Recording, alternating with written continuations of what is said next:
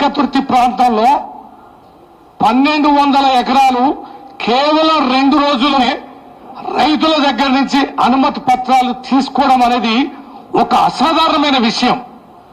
పంటలున్నాయి, ఉండని పోనీయండి, మా భూమికి ఇస్తున్నాం, నేను సభ నిర్వహించుకున్నానంటే ఎంతటి భారీ స్పందన ఉందనేది ఇక ఇంతకు మించిన నిదర్శనం లేదు. ఇవాళ ఉదయం నేను గోపాలపురం పక్కన ఆ రోడ్డు ఆడ పార్కింగ్ ప్లేసులు చేస్తున్నాం, సాఫ్ చేస్తున్నాం. ఒక 20 గుంటల్లో మొగిలి అనే ఒక రైతుది ఇంకా పచ్చగుంది పొలం. ఆడ నిలబడి అంటున్నాం, ఇది ఇంకా పచ్చగుంది, ఇది వారంలో అయిపోయేటట్టు లేదు కదా, ఏం చేయాలంటే రైతు వచ్చి అంటున్నాడు, మొగిలి అనే రైతు, ఏముందయ్యా సాఫ్ చేసుకోండి పంట అంటే, మరి ఏమైనా పైసలు ఇవ్వాలంటే, అయ్యా పైసలు అడతావా, కేసీఆర్ గారు సభ పెట్టుకుంటా పైసలు అడతావా, మేము చేసుకోండి అంటే ఇది దేనికి సంకేతం? సాధ్యమైద్దా? ఇన్ని 100 ఎకరాల్లో నిన్న మా పెద్దశ్వరరెడ్డి గారు చెప్తున్నారు, 1200 కాదు ఇంకా 300 ఎకరాలు కావాల్సి వస్తుందని చెప్పని వారు ఇంకా రైతులని సేకరించే పనిలో ఉన్నారు.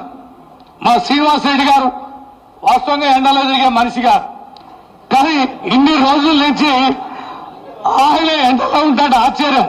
సుదర్శన్ రెడ్డి గారు, మా పోచంపల్లి శ్రీనివాసరెడ్డి గారు పడుతున్న శ్రమ అంటే ప్రజలు అక్కడికి వేలాదిగా దారింట పోయే వాళ్ళందరూ వచ్చి ఎక్కడ సభ ఏడ పార్కింగ్ అని అడుగుతుంటే ఆ వైబ్రేషన్ అనేది పనిచేసే వాళ్ళల్లో కూడా మా వేదిక మీద ఉన్న నేతలు కూడా ఇంకా బాధ్యతలపై చెప్తాలేదండి, ఇంకా పనులపై చెప్తాలేదండి, మమ్మల్ని కమిటీలో వేయాలి కదా అని మా పార్టీ నేతలు కూడా బాధ్యతల కోసం మేము పనిచేస్తామని చెప్పని చుట్టూ తిరిగి కమిటీలలో వేయండి అని వేయించుకునే పరిస్థితి మా పార్టీలో స్టార్ట్ అయింది.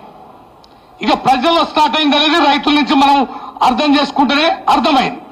ఇక అనేక నియోజకవర్గాల్లో కూడా ఈ సమన్వయ సమావేశాలు జరుగుతున్నాయి.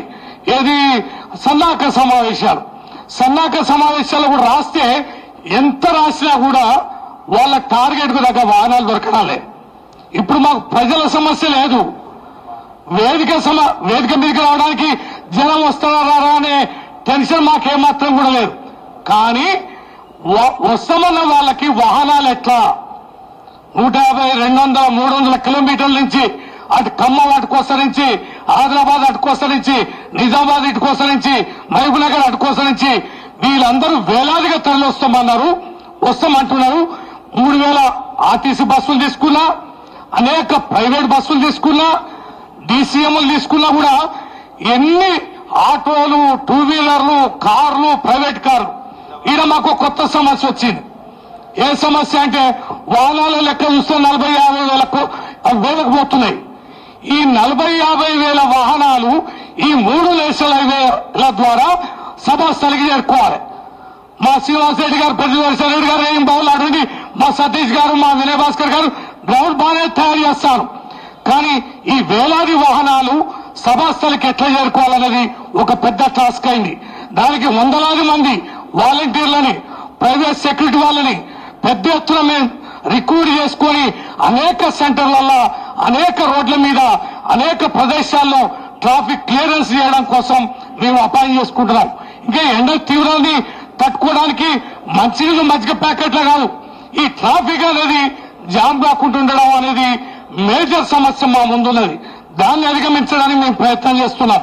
అందుకనే మీడియా ద్వారా అనేక మార్లు మేము ఒక్కటే విజ్ఞప్తి చేస్తాం, ఏంటంటే వేల పొత్తుగాలో వెళ్ళండి, దయచేసి సమావేశం 4 గంటలకు 5 గంటలకని కాదు, మీరు 11 గంటలకి 12 గంటలకి త్వరగా భోజనాలు చేసి మీకు అందుబాటులో ఉన్న వాహనం తీసుకొని వేగంగా సభాస్థలికి చేరుకోవాలి. ఈ ట్రాఫిక్ లో వచ్చే ఇబ్బందుల అంతరాయాన్ని అధిగమించడానికి సహకరించమని మేము ప్రజలకి, మా పార్టీ నేతలకి, శ్రేణులకు కూడా మేము పెద్ద ఎత్తున విజ్ఞప్తి చేస్తున్నాం. ఇంకా 15 రోజులు ఉంది. ఈ 15 రోజుల్లో ఏ చిన్న ఇబ్బంది రాకుండా మా కేసీఆర్ గారు, మా నాయకుడు, మా కేటీఆర్ గారు, మా హరీష్ రావు గారు నిరంతరం మానిటరింగ్ చేస్తున్నారు. ప్రతి అంశం కూడా ఎక్కడ చిన్న ఇబ్బంది రావద్దనేది. గత బహిరంగ సభలకి ఈ బహిరంగ సభకి తేడా ఏంటంటే, ఈ బహిరంగ సభల్లో వాహనాలు 4 పెరిగే అవకాశం ఉంది. దానిని తట్టుకోవడానికి చేసే ప్రయత్నం చేస్తున్నాం. ఎందుకు ఈ వైబ్రేషన్, ఎందుకు జనాల అనూహ్య స్పందన? మాలో ఎందుకు ఆ విశ్వాసం వచ్చింది అంటే కాంగ్రెస్ వాళ్ళే ఎన్నికల ముందు 6 గ్యారెంటీలు 100 రోజులు ఎల్బీ స్టేడియం నుంచే మొదలు ఇక చూసుకోండి అని చెప్పని చెప్పి చెప్పి చెప్పి మైండ్లకు ఎక్కించారు. మేము కూడా అనుకున్నాం 100 రోజులు కదా పోనీయండి. మా కేసీఆర్ గారు 100 రోజులు కాదే సంవత్సరం పోనీ అని కూడా మా సార్ బయటికి రాకుండా సమయం ఇచ్చారు. ఏమైంది? ప్రజల్లో వేగవంతంగా స్కీమ్ అమలు పరుస్తామని ఇచ్చిన హామీ ఇవాళ ప్రజలు వేగవంతంగా డిమాండ్ చేస్తాను. ఏమైందని వాస్తవంగా ప్రభుత్వాలకి ఏడాది ఆడిన పెద్ద విషయం కాదు. కానీ వీళ్ళు విధించుకున్న గడువు, వీళ్ళు ప్రజలకు ఇచ్చిన హామీ ఇవాళ 300 రోజులకు కూడా పోయింది. అందుకనే ఆ ఒత్తిడి అనేది ప్రభుత్వం పైన ఉంది. అందుకనే ప్రజల అసహనం అనేది పెరిగిపోయింది. అందుకనే ఎక్కడికక్కడికి నిలదీతలు అనేది ప్రారంభమైంది. ఇవాళ ఏమైంది? మిషన్ భగీరథ ద్వారా మత్స్యలు ఇవ్వలేని పరిస్థితి, ఇవాళ కెనాళ్లలో నీళ్లు ఇవ్వని పరిస్థితి, ఇవాళ కరెంటు సరిగ్గా ఇవ్వని పరిస్థితి.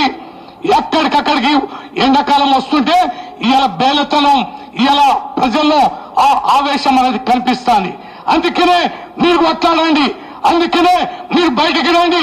కేసీఆర్ సభ పెట్టు, మీ సభకు మీ తరలిస్తాం, మీ సంగతిలో తేల్స్తామని చెప్పని ఒక రకమైన ఒత్తిడి ప్రజల నుంచి వస్తున్నది. అందుకనే ఈ